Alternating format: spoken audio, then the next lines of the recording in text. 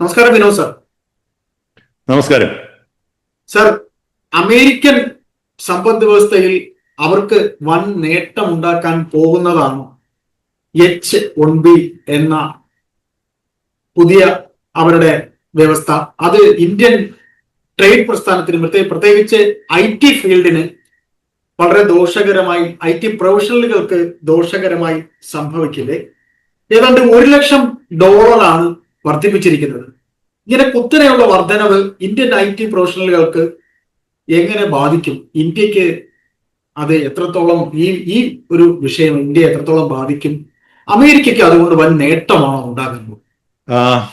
ആദ്യമായിട്ട് പറയാനുള്ളത്, അമേരിക്കയ്ക്ക് വൻ നേട്ടമല്ല. അമേരിക്ക ഒരു നിവൃത്തികേട് കൊണ്ട് കാണിച്ച ഒരു മണ്ടത്തനമെന്നാണ് എൻ്റെ വ്യക്തിപരമായ പറയാം. എന്തുകൊണ്ടാണെന്ന് ഞാൻ പറയാം. അമേരിക്കയിൽ എന്തുകൊണ്ടാണ് അമേരിക്കൻ കമ്പനികൾ, ഉദാഹരണത്തിന് ആമസോൺ പോലെയുള്ള ഞാൻ ആമസോണിന്റെ എക്സാമ്പിൾ പറയാൻ കാര്യം, ആമസോൺ ആണ് ഏറ്റവും കൂടുതൽ ഇന്ത്യക്കാരെ ഈ H-1B വിസയ്ക്ക് ഉപയോഗിക്കുന്നത്. ആമസോണാണ്.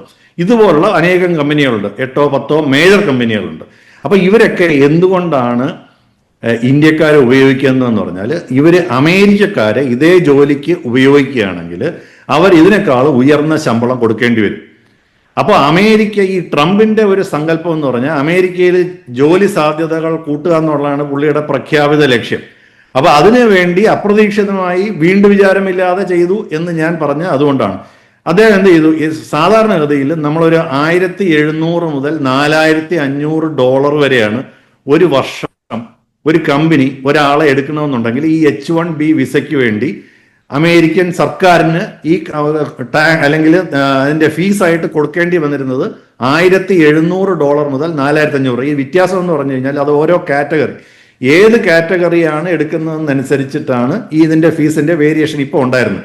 ഉദാഹരണത്തിന് ആമസോണൊക്കെ ടെക് ആയതുകൊണ്ട് അവർക്ക് ഏകദേശം ഒരു $1,700 അവർ ചെലവാക്കിക്കൊണ്ടിരുന്നത് ഒരു വർഷത്തേക്ക്. അതാണ് ഇപ്പോൾ $1,00,000 എന്ന് പറയുന്ന കാര്യം.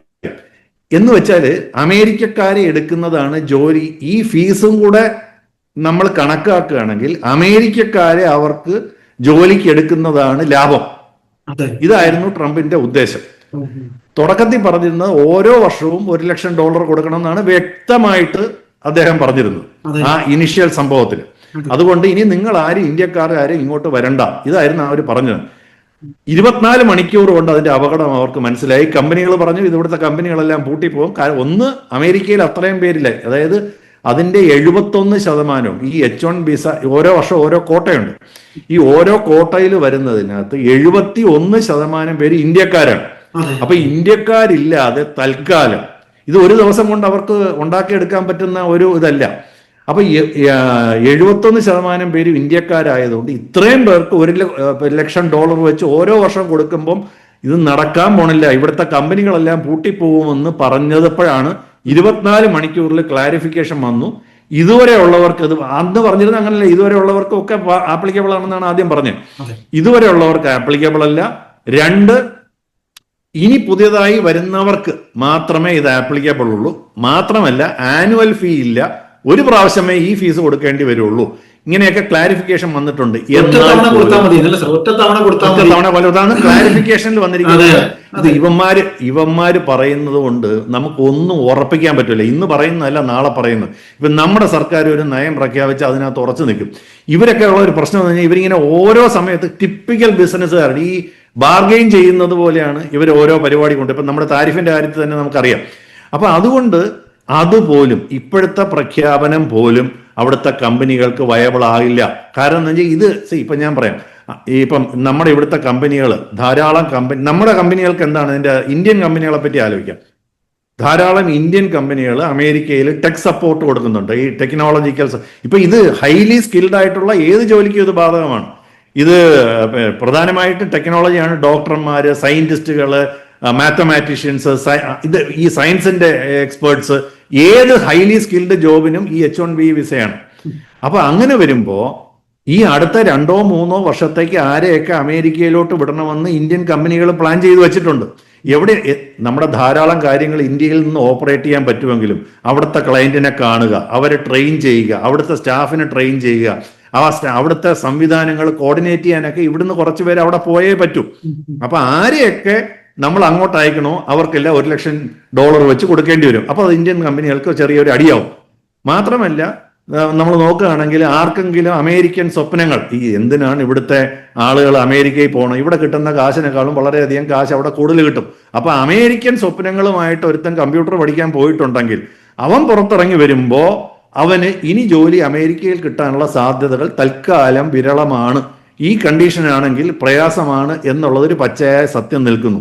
പക്ഷെ അപ്പോഴും നമ്മൾ കാണാത്ത, ഞാൻ വിചാരിക്കുന്ന ഇന്ത്യക്ക് അത് വളരെ ഗുണമായി വരും എന്ന് തന്നെയാണ് ഞാൻ വിചാരിക്കുന്നത്. കാരണം നമുക്കറിയാം, നമ്മുടെ ഇന്ത്യൻ സർക്കാരിന്റെ IIT-കളിലും IIM-ലും പഠിച്ചവരെയൊക്കെ, അതായത് അതിന്റെ മെജോറിറ്റി ആളുകളുടെ വലിയ ശമ്പളം കൊടുത്ത് ഇന്ത്യയിലെ ടോപ്പ് ബ്രെയിൻസിന്, ഇൻക്ലൂഡിങ് കുറച്ച് ഡോക്ടർമാര്, ഇവർ വാടകയ്ക്ക് എടുക്കുകയാണ്, ഇവർ ശമ്പളം കൊടുത്ത് എടുക്കുകയാണ്. അപ്പൊ അവർക്ക് ഇതിനു വേണ്ടി കാശ് ചെലവാക്കേണ്ട കാര്യമില്ല. ഇന്ത്യൻ സർക്കാരാണ് ഇത്രയും വലിയ എമൗണ്ട് അവർക്ക് വേണ്ടി ചെയ്യണം. അപ്പൊ നമ്മൾ എപ്പോഴും പറഞ്ഞിരുന്ന ഒരു കാര്യമാണ് ബ്രെയിൻ ഡ്രെയിൻ എന്ന് പറയുന്നത്. അതായത് നമ്മുടെ ഇവിടുത്തെ ടോപ്പ് ബ്രെയിനുകളെല്ലാം അമേരിക്കയിൽ പോകുന്നു, കാരണം അവിടെയാണ് ഏറ്റവും കൂടുതൽ ശമ്പളം കിട്ടുന്നത്. ഇതിനെ ഞാൻ എപ്പോഴും പണ്ട് പറഞ്ഞിരുന്നത്, ഇവിടുന്നുള്ള ആളുകളെ ഡോക്ടർമാരെ കേരള സർക്കാർ മാത്രമല്ല പല സ്ഥലവും 1 വർഷം കമ്പൽസറി ആയിട്ട് ഗവൺമെന്റ് ആശുപത്രിയിൽ ജോലി, ഗവൺമെന്റ് ഹോസ്പിറ്റലിൽ പഠിച്ചതാണെങ്കിൽ, ഗവൺമെന്റ് കോളേജുകളിൽ പഠിച്ചതാണെങ്കിൽ 1 വർഷം കമ്പൽസറി ആയിട്ട് ഇവിടുന്ന് പാസ്സായാലേ നിങ്ങൾക്ക് സർട്ടിഫിക്കറ്റ് തരുമെന്ന് പറഞ്ഞിട്ടുണ്ട്.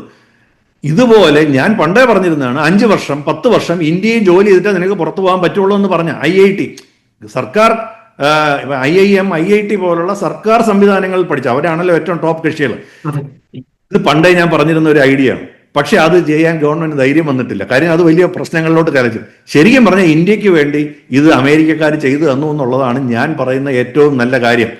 നമ്മൾ മറ്റൊരു കാര്യം അയ്യപ്പദാസെ പറയാനുള്ളത്, നമ്മൾ ഇവിടുന്ന് പലപ്പോഴും ചെയ്യുന്ന കാര്യങ്ങളൊക്കെ ലോവർ എൻഡ് സപ്പോർട്ടാണ്. ഈ കമ്പ്യൂട്ടർ പഠിച്ചെന്ന് പറഞ്ഞാൽ ഹയർ എൻഡ് കമ്പ്യൂട്ടർ സപ്പോർട്ടല്ല ഇതുവരെ കൊടുത്തോണ്ടിരിക്കുന്നത്. ഈ ചെറിയ ചെറിയ പരിപാടികൾ, കോൾ സെന്റർ പോലെ അങ്ങനത്തെ സാധനങ്ങൾ, ഈ ചെറിയ ചെറിയ കാര്യങ്ങൾ ചെയ്യണേ. ഇനിയിപ്പോൾ എന്ത് പറ്റുമെന്ന് പറഞ്ഞാൽ, ഈ ടോപ്പായിട്ട് പഠിച്ച, ഈ അനിശ്ചിതാവസ്ഥ നിലനിൽക്കുന്നിടത്തോളം കാലം ടോപ്പായിട്ട് പഠിച്ച IIM-ന്നും IIT-ന്നും പഠിച്ചവരൊക്കെ ഇനി അമേരിക്കയിൽ പോണ്ട എന്ന് തീരുമാനിക്കും. നമുക്കറിയാം ധാരാളം സ്റ്റാർട്ടപ്പുകൾക്ക് ഇപ്പോൾ ഒരു വലിയ സ്കോപ്പുള്ള സംഭവമാണ്. അപ്പൊ ഇന്ത്യയിൽ പുതിയ വ്യവസായങ്ങൾ, പുതിയ സ്റ്റാർട്ടപ്പുകൾ, ബുദ്ധിയുള്ളവർ ഇന്ത്യയിൽ തന്നെ ചെറിയ ചെറിയ പരിപാടികൾ തുടങ്ങാനുള്ള സാധ്യതകളുണ്ട് എന്നുള്ളതാണ് ഞാൻ ഇതിൽ കാണുന്ന ഏറ്റവും വലിയ മെച്ചം. നമ്മൾ ഗവൺമെന്റ് സപ്പോർട്ട് ചെയ്യേണ്ടി വരും, അതിനകത്ത് സംശയമൊന്നുമില്ല. അപ്പൊ ഇതാണ് എനിക്ക് ഗുണമായി സംശയം. സാറ് പറഞ്ഞതുപോലെ ഇത് അമേരിക്ക പ്രഖ്യാപിക്കുമ്പോൾ അമേരിക്കയ്ക്ക് പകരം വെക്കാൻ അങ്ങനെ ആളില്ല എന്നുള്ളത് സത്യമല്ലേ? പെട്ടെന്ന് അവർക്ക് ചൈനക്കാരനെ വിളിച്ച ചൈനക്കാരനെ വിളിച്ച അവന് ചൈനീസേ അറിയാവൂ, ഇംഗ്ലീഷ് അറിഞ്ഞൂടാ. ഇംഗ്ലീഷ് അറിയാവുന്നവൻ ഇന്ത്യക്കാരനാണ്. വെറുതെ ഒന്നുമല്ല അവർ ഇന്ത്യക്കാരെ വിളിക്കുന്നത്. തീർച്ചയായിട്ടും ഇന്ത്യക്കാർക്കാണ് ഇംഗ്ലീഷ് അറിയാവുന്നത്. അതാണ് അതിന്റെ കാര്യം. അവർക്ക് നഷ്ടമേ ഉണ്ടാവുള്ളൂ അല്ലെ ഫലത്തിൽ? 100% ലോങ് ടേമിൽ. Thank you sir.